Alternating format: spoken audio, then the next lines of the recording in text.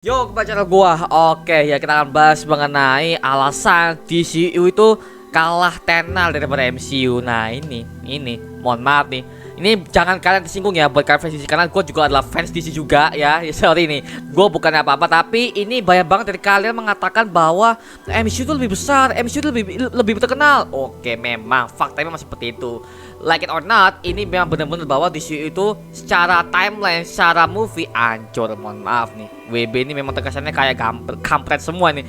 Tapi kalau untuk MCU, mereka karena kenapa itu diteruskan itu karena mereka rapi, dan juga ya filmnya dari sepanjang tahun tuh ada semua. Jadi mereka tuh untuk membuat universe-nya itu benar-benar rapi, dan gue harus akui itu, walaupun gue adalah fans DC ya sebenarnya. Tapi di sini gue akan bahas alasannya kenapa DCU itu bisa kalah dari MCU, dan gue udah menganalisa dan juga gue udah survei ke berbagai macam teman-teman gue, bahkan dari forum-forum ya. Gue udah tanya ke mereka dan ini jawaban dari mereka. Oke, kita akan bahas di video ini semuanya sampai habis. Oke, sebelum kita lanjut video ini, jangan lupa dengan tombol subscribe, karena kalau kalian subscribe dan like video sebanyak-banyaknya, juga share video teman kalian, maka gua akan lebih semangat lagi buat video untuk kalian. Oke, kita akan bahas mengenai alasan kenapa DCU itu bisa kalah telak dari MCU.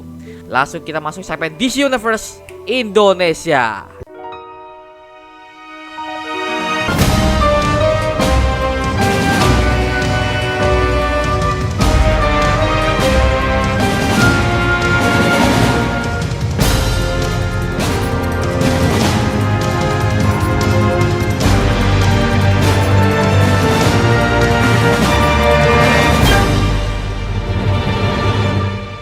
Oke ya, jadi kita akan bahas mengenai alasan DCU itu kenapa dia tuh bisa telak dari MCU. Jujur, gue udah mengumpulkan berbagai macam teori, bahkan berbagai macam fakta yang udah gue kumpulkan dari berbagai macam website yang mengasih semua. Tapi the point dari gue sebagai fans, POV gue sebagai fans DC, ini adalah beberapa alasan kenapa alasan DCU itu bisa kalah telak pada MCU. Ya, bahkan kalau kita ukur secara movie DCU dan MCU, mereka ini sebenarnya sama-sama untuk membuat universe-nya masing-masing, dan itu untuk membuat sequel-sequelnya itu akan dibuatkan ke film selanjutnya akan supaya universe yang mereka ini salah satu ini bisa menjadi besar gitu loh.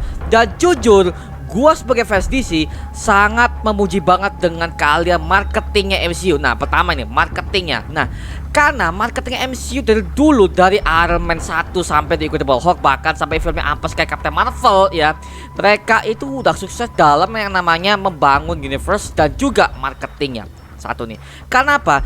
Kalau dalam industri film ataupun industri kreatif, marketing ini adalah salah satunya poin yang harus berdiri tegak. Kenapa? Kalau marketingnya nggak becus dalam hal dia itu mempromosikan film atau project tersebut, maka project tersebut tidak akan mendapatkan penguntungan yang sangat besar. Ya itulah, makanya di sini film itu ya, kalau kalian masih belum tahu ya, masih belum terjun ke dunia kreatif.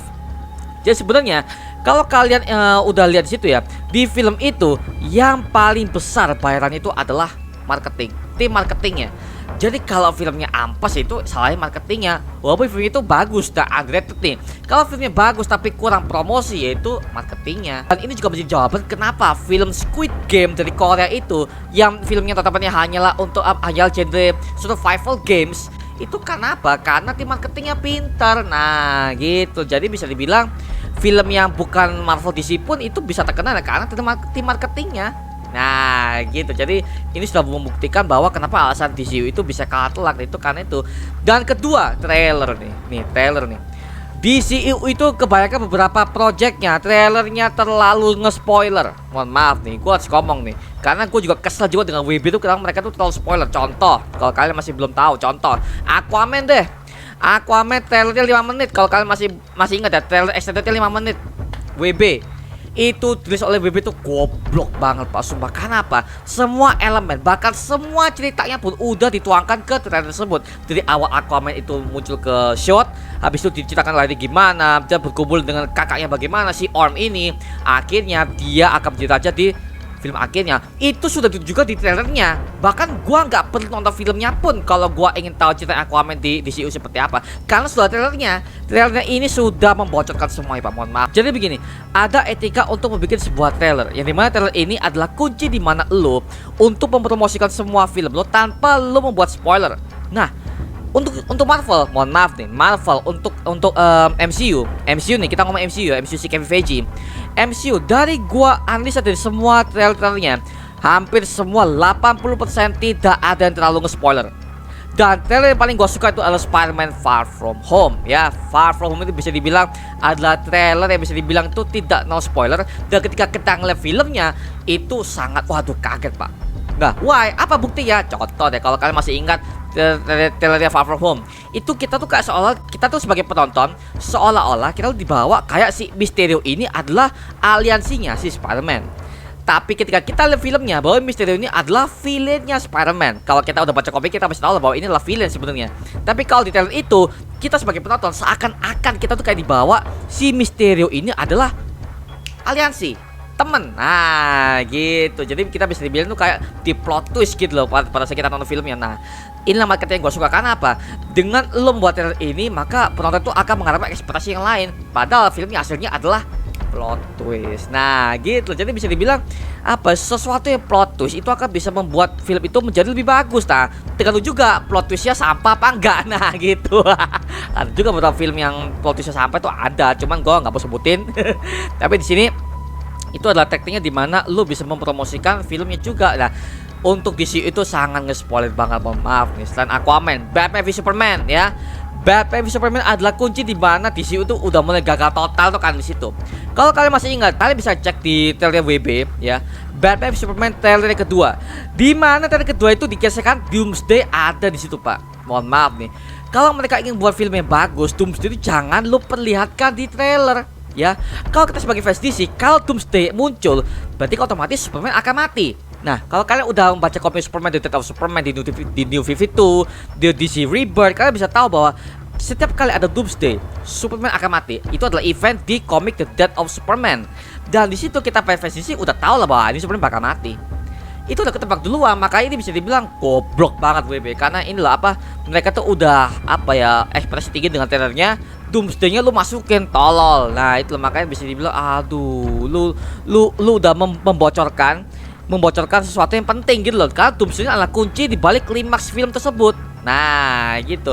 Nah kalau kalian bayangin sekarang kan lagi rame-ramenya Spider-Man No Way Home kan. Nah No Way Home nih, kalau seandainya Sony udah berulah, seandainya what if, kita mau what if ya, hypothetical ya. Seandainya Sony mereka tuh mengeluarkan trailer di mana Peter Parker versi Tobey Maguire sama Andrew Garfield keluar di trailer ketiga, lu marah nggak? Sekarang gua tanya. Marah lah. Kenapa? Itu adalah kunci di mana itu akan buat film ini menjadi lebih bagus gitu loh. Makanya gue lebih suka Sony itu, mending lu kalau promosi oke lah, tapi gini, semakin kesini, mohon maaf nih, Sony juga mulai apa yang ngerilis TV spot dan itu berbagai macam banyak adegan yang baru. Bisa dibilang aduh, ini gua langsung apa ya, ekspresi gue langsung rendah gitu. Karena apa? Semua berbagai macam footage yang baru, adegan yang baru, bahkan lu ada adegan si Green Goblin lempar bom itu dia nggak pakai topengnya, wajah visi Willem Dafoe ada loh, ada pak. Jadi aduh, lu tahan sedikit lah tuh, biar kita pada saat nonton film itu kita nggak dibuat aduh gitu ya, seperti itu. Makanya kita terlalu banyak spoiler sih, mohon maaf. Makanya setiap kali ada trailer No Way Home gua nggak akan nonton. Sengaja gua nggak nonton karena gua takut ya ketika gua nonton filmnya gua nggak akan bisa menikmati ya apa yang gua bayar di situ ya, seperti itu. Makanya aduh ya udahlah itulah. Yang selanjutnya tentang genre filmnya. DCEU itu kalau di era-era awalnya Snyder itu kebanyakan film itu bertemakan dark, penuh misteri, dan juga berbagai macam tonton gelap yang lainnya, dan pelan-pelan dan tanpa jokes itu ada di awal-awal si Snyder tersebut. Makin kesini DCU itu sudah mulai berkembang. Oke, Aquaman udah mulai ada ngelucunya, Shazam juga ada, Wonder Woman juga ada pencairan suasananya, DC Suicide Squad juga ada tapi dengan berbagai macam gore. Nah, yang membedakan di sini adalah penontonnya, Pak. Penontonnya, kalau kalian pernah ke bioskop, oke, kalian ke bioskop gini. Kalian tontonlah, kalau kalian misalnya nonton DCU, penonton itu adalah orang-orang dewasa, orang-orang kuliah, ya sama bapak-bapak, orang tua. Karena apa? Karena dari kecil sebenarnya DC itu sudah mulai meluas dari kecil. Kita dari kecil tuh diperkenalkan dengan Superman, Batman, Wonder Woman. Dari kecil kita diperkenalkan dengan karakter seperti itu, dan itu semuanya dari DC. Nah, sedangkan Marvel, apa yang buat mereka tuh berhasil? Yang pertama itu karena filmnya terlalu banyak ngejokes. Nah, dengan ada jokes seperti itu maka filmnya menjual. Contoh deh Captain Marvel deh. Captain Marvel bagi kalian yang udah mengerti ceritanya itu kan mohon maaf sampah sekali. Tapi kenapa yang bisa membuat film ini menjadi 1 billion Captain Marvel? Itu karena apa? Karena jokes dan juga kalau gue ini juga editingnya dan juga CGI-nya ini yang menutupi semua itu sehingga filmnya sampah itu pun bisa meraih 1 billion. Sedangkan DCU itu harus neken banget ketika mereka akan meraup fans-fans baru. Karena apa? DCU itu kebanyakan untuk karakternya Zack Snyder ya. Mereka itu buat filmnya itu hanya untuk fans DC doang. Contoh deh BVS. BVS itu banyak orang awam yang nggak tahu pak. Mohon maaf nih. Ketika ada scene Batman ngomong Martha, why did you say that name? Itu kan ada scene dimana ketika ibunya si Superman sama ibunya Batman itu kan punya nama yang sama. Dan Batman punya kisah kelam dimana ibunya pernah mati, dibunuh pada saat dia masih kecil. Itu adalah pembentukan awalnya Batman. Dan di sini Batman kayak merasa lu ketambah jemput-jemput nama ibu gua. Nah gitu. Jadi bisa dibilang scene itu hanya diperuntukkan untuk para fans doang. Sedangkan para orang-orang awam yang ketika melihat itu rasanya aneh gitu loh. Nah gitu. Beda kalau MCU pak. Mohon maaf nih, MCU itu dari awal sampai akhir mereka buat film audition dulu, nggak langsung masuk ke Avengers. Mereka membentuk empat hero utamanya dulu. Captain America solo movie, Thor solo movie, oke, berbagai macam, Hulk solo movie, Incredible Hulk, oke, Iron Man. Nah itu adalah memperkenalkan hero ini seperti apa sih originsnya. Baru mereka digabungkan menjadi sebuah tim Avengers. Makanya itu penghasilan yang besar gitu loh. Gitu. Makanya bisa dibilang DC itu terlalu terburu-buru sih. Mohon maaf nih. Mereka punya potensi yang besar dengan genre yang lebih dewasa, R-rated ya. Tapi di sini mohon maaf nih, DCU tuh udah mulai anjir ketika manajemen Warner Bros. Kevin Sujihara ini mulai mengambil alih pada saat itu, Pak. Makanya kalau kalian masih ingat dengan keampasan Justice League yang kemarin ya, itu kan sebenarnya Kevin Sujihara kan sebagai petinggi Warner Bros pada saat itu ya, dia kan juga protes bahwa Justice League itu ketika pertama kali sebelum dialih fungsikan ke Joss Whedon dengan trailer yang pertama pada saat dirilis tahun 2016, itu kan sebenarnya kan Kevin Sujihara itu meminta berbagai macam adegan itu di-cut. Karena apa? Takutnya durasinya terlalu kepanjangan, satu. Dan kedua, adegan-adegan yang nggak termasuk canon itu akan dipotong.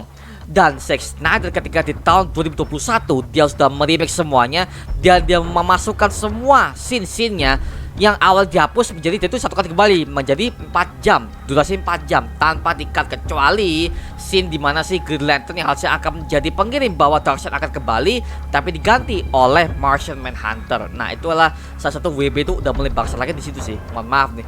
Kalau itu sebagai Green Lantern itu nyambung juga. Karena apa? Kita akan diperkenalkan Green Lantern di DCU. Mohon maaf nih, kita udah ngeliat Green Lantern versi Ryan Reynolds itu udah sampah banget. Dan DCU Zack Snyder berusaha memperbaiki dengan Green Lantern yang lain selain Hal Jordan, yaitu adalah John Stewart. Sebenarnya itu kan makanya di sini apa dia bisa dibilang tuh WB itu kan menghancurkan ekspektasi para penonton dan juga menghancurkan semua harapan penonton yang ingin mendatangkan Green Lantern versi live action. Mohon maaf nih, makanya di sini bisa dibilang WB itu kayak gak mendukung gitu loh. Ya itu makanya banyak fans yang protes ya gara-gara itu. Makanya kalau kalian lihat Instagramnya WB, bahkan YouTube-nya WB, selalu ada komen-komen di mana itu ngeucat WB pak.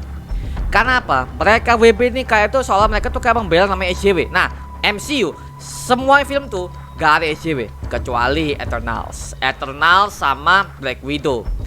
Eternals Black Widow tuh sebenarnya itu mereka tuh film SJW banget sih. SJW di mana mereka kuat tanpa alasan, satu. Dan kedua, ada momen di mana tuh mereka tuh ciuman tapi gay, itu di Eternals. Dan ketiga, ada momen ketika ya you know lah, ada berbagai macam hal-hal SJW yang ada di MCU sekarang. Tapi kalau keseluruhan film MCU mereka semua sukses pak. Mohon maaf nih. Maka DCU itu yang buat mereka tuh gak rapi tuh ya karena SJW itu. DC series, Arrowverse, Batwoman, astaga, Legend of Tomorrow hancur. Makanya gue bisa aduh gak seperti dulu gitu loh. Makanya petinggi WB itu juga apa ya, produsernya bahkan mungkin sutradaranya itu sama semua itu feminisme semua. Makanya feminisme inilah yang membuat marketnya film, marketnya DC ini semakin terpencar. Karena apa? Gak semua orang itu suka dengan feminisme, gak semua orang itu suka dengan SJW. Makanya ini bisa dibilang menghancurkan market, menghancurkan pasar gitu loh. Nah gitu, makanya bisa dibilang WB itu mereka tuh kayak sekolah itu DC itu udah nggak peduli lagi dengan saganya Snyder gitu loh. Sayang banget loh. Kalau di MCU mereka memperdulikan dan juga mereka minta saran ke para fans maunya filmnya seperti apa. Dan semua dikabulin pak. Mohon maaf nih. Contoh deh berbagai macam film MCU yang lainnya, No Way Home. No Way Home adalah konsep di mana mereka tuh nggak punya konsep untuk menciptakan multiverse sebenarnya. Dan multiverse itu akan diungkapkan di series Loki dan akan nyambung ke Doctor Strange Multiverse of Madness seperti itu. Tapi di sini ada beberapa fans yang mengatakan mereka akan membuat sebuah multiverse dan itu adalah konsep dari para fans. Karena apa? Itu mereka tuh menghargai, mereka tuh ambil konsep dari para fans dan mereka kelola dan mereka rapatin dengan tim MCU-nya. Mereka rapat dan akhirnya mereka rapat setuju. Oke, kita approve, kita langsung buat filmnya. Dan skripnya bagaimana? Oh, kita akan menceritakan gini. Bagus, dalam idenya kreatif gitu loh. Mohon maaf MCU ya. Gua harus akui, makanya itu namanya bisnis gitu loh. Lu sebagai kompetitor ya, sebagai lu kompetitor dari MCU, sebagai DCU ini, oke, WB nih, lu harus bisa mendengarkan para fans. Satu dan kedua, kalau lu dikritik, udah lu terima aja. Gua sebagai content creator, kalau gua dikritik oleh orang-orang yang gak suka sama gua terima. Karena apa? Dengan kritikan-kritikan seperti itu mungkin membuat bisa gue tuh menjadi lebih profesional kepada kalian. Karena gue sebagai content creator, bos utama gue adalah kalian. Fans ini adalah bos utama gue, Pak. Maaf nih, karena itu kan namanya bidang kreatif dulu. Namanya bidang kreatif. Bos utama siapa? Para fans. Karena apa? Para fans ini yang bisa mengangkat lo. Dan kedua, market tuh bisa menambah karena para fans. Itulah intinya kan. Makanya bisa dibilang ini kayak geblek banget. Makanya kalau kalian masih ingat di DC Fandom kemarin, Dwayne Johnson pada setiap mempromosikan film Black Adam, dia mengatakan my number one boss is you. You are the fans, DC Universe fans. Nah gitu, makanya ya itulah DCU tuh kalah telak itu di situ, Pak. Nah gitu. Dan beberapa selanjutnya itu adalah pembangunan universe yang tidak jelas. Oke, pembangunan universe yang tidak jelas dan di mana itu timelinenya berubah-ubah. Nah karena apa? Karena WB ini sudah menghancurkan visinya Snyder. Nah, seharusnya Justice League itu akan dibikin 3 film. Ya dimana Justice League pertama tahun 2017, Justice League kedua di tahun 2019, Justice League ketiga di tahun 2021. Sebetulnya timeline seperti itu. Pada saat dia mempromosikan di tahun 2013 San Diego Comic Con. Tapi kalau di sini sekarang tuh udah mulai berubah. Karena apa? WB udah mulai berulah, Pak. Nah ini yang membuat di situ udah makin banyak orang tuh makin apa sih gitu. Ya itu karena ini mereka nggak berhasil menarik para fans. Dan kedua, para fans-fansnya itu juga beberapa itu ada terpecah belah. Ada juga di TV series, ada juga di DCU. Nah DCU itu sedikit banget, Pak. Mohon maaf deh, karena apa ya? Itu pembentukan universe-nya gak jelas gitu loh. Makanya bisa dibilang aduh sayang banget. Makanya mereka tuh punya potensi tinggi, tapi ya balik lagi studionya bangsat. Gitu sih. Tapi kalau MCU mereka sangat menguntungkan para fans dengan cara mendengarkan kritik dan saran dari para fans, sehingga film itu akan menjadi konsep yang besar gitu loh. Nah gitu, sampai ada petisi ketika Iron Man 4 akan dibuat, tapi ternyata sampai sekarang nggak dibuat. Gua kira Iron Man akan jadi saga, Pak. Ya elah, nggak jadi loh. Ya udahlah. Karena gua dulu harap banget loh itu MCU memang sempat ada rencana ke situ, tapi ternyata ya udah nggak usah. Ya udahlah. Tapi di sini gua harus akui memang di situ sangat kurang dalam segi marketing. Nah tapi ini mungkin kalian bertanya, Bang, terus apa yang membuat DC itu lebih besar? Nah gini, DCU itu ceritanya, mohon maaf, cerita nomor 1 gak template. Oke, DCU itu gak template. Dan kedua, plot twistnya selalu membuat kita kaget. Dan juga plot twistnya itu gak kalah seru dari MCU. Nah gitu. Dan ketiga, tema darknya itu kita membuat tuh soal itu kita pelan-pelan dengan kehidupan nyata.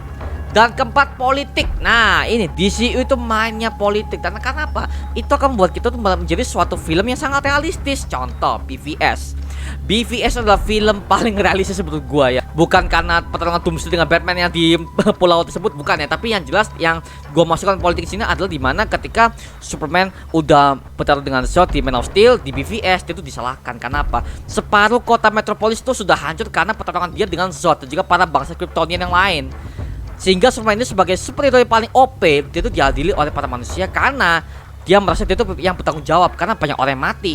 Termasuk dengan gedung Wayne Enterprise-nya udah hancur karena pertarungan Superman tersebut. Makanya dia itu merasa tanggung jawab gitu loh. Nah seperti itu. Makanya bisa dibilang DC itu memang mereka tuh sangat politik sekali. Makanya gue sukain di situ karena apa? Ceritanya realistis gitu loh.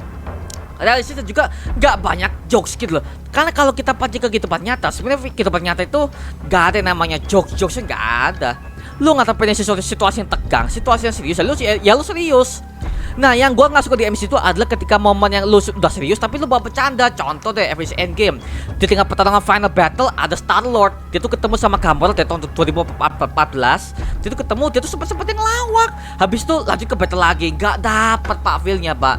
Gitu loh, makanya bisa aduh sayang banget. Makanya di momen-momen tegang itu malah sempat-sempat dibuat bercanda, geblek. Dan satu lagi, Homecoming. Nah, Homecoming kalau kalian masih ingat ketika si Peter Parker udah diancam oleh si Vulture ini, dan ketika akan final battle-nya, si Peter Parker ini sempat seperti bercanda, mohon maaf lu nggak bisa pak, nggak ada lu tiba-tiba lu udah diancam sama orang ini, terus lu kedua kali datang ke orang ini, terus lu dibuat bercanda, goblok, nggak sesuai situasi. Ya itu yang gua benci dari MCU itu, mereka tuh template jokesnya nggak sesuai tempat. Nah, nggak sesuai tempat juga nggak sesuai suasana. Ini mau mereka tuh menjadi apa ya? Menjadi film MCU bisa dibilang terlalu banyak lawak sih, mohon maaf. Makin kesini tuh template-nya mulai tapi apa? Banyak orang suka. Kenapa PG-13? Nah, inilah PG-13 yang buat mereka tuh kan anak muda zaman sekarang. Oh, gini kau. Oh, yeah. Gua beberapa film MCU tuh gua enggak demen, Pak. Kecuali Guardians of Galaxy. Kenapa? Guardians of Galaxy itu adalah film MCU di mana itu dari awalnya mereka tuh udah jokes. Jadi bisa dibilang Guardians of Galaxy itu dari awal udah jokes sampai akhir pun jokes. Kenapa? Itu konsisten. Iron Man 1 tuh itu serius banget loh. Itu film MCU paling the best tuh Iron Man 1. Iron Man 2, Iron Man 3 gua nggak demen loh sumpah.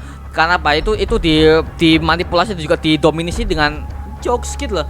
Dan gue sebagai orang yang sudah menonton film berat-berat kayak Game of Thrones ya, Quantum of Solace, Casino Royale, Mission Impossible, sama beberapa film-film berat yang lainnya, itu gua merasa kayak apaan sih. Makanya nggak kaget kalau gua dengar ada berita tentang saudara yang udah menang Oscar, bahkan saudara yang udah berpengalaman dalam bidang film di luar superhero, mereka katakan oleh MCU, mereka tuh nggak suka.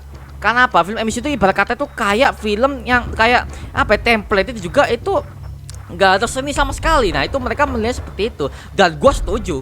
Nah, gue bukan karena gue haters MCU, bukan no ya, tapi gue di sini ngomong bahwa gue yang udah menonton film berat-berat pun gue juga setuju. Karena apa?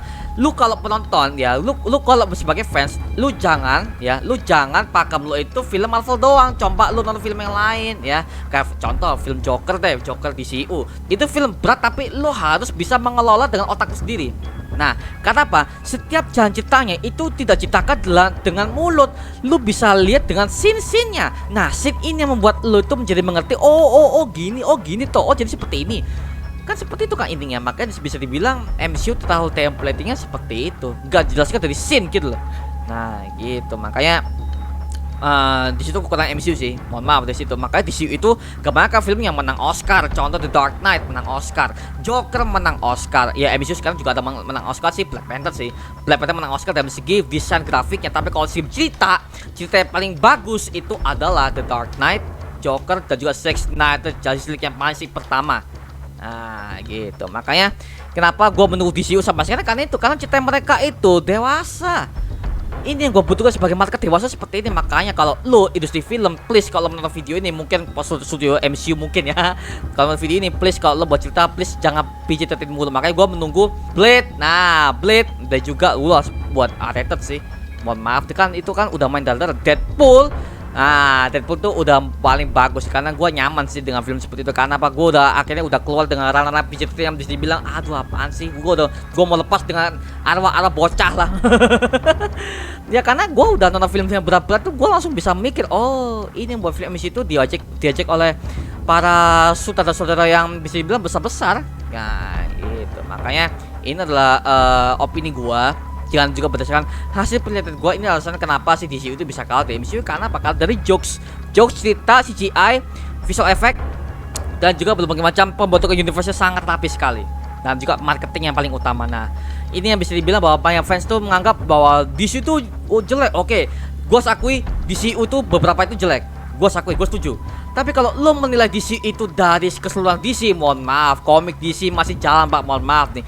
Komik DC sampai sekarang masih jalan dan juga tanpa adanya itu protes dari para pembaca. Sebenarnya itu yang bisa mengangkat DC, sebenarnya yang bisa menang tuh DC, cuman karena Marvel ini mereka pinter dalam hal segi marketing. Nah gitu. Ya itu cuma mengenai video kali ini mengenai ini. Kalau kalian punya pertanyaan atau kalian punya informasi lain, tulis di kolom komentar di bawah dan kita bisa diskusi bareng seperti biasanya. Oke? Terima kasih udah menonton video ini. Coba like, comment, subscribe untuk gua buat video mendidik kalian semua. Karena gua janji sebisa mungkin gua akan buat video seperti ini untuk kalian. Oke? Dan jangan lupa tekan tombol subscribe dan nyalakan notifikasinya agar kalian gak ketinggalan video dari gue. Sampai jumpa di video berikutnya. Adios. Woo!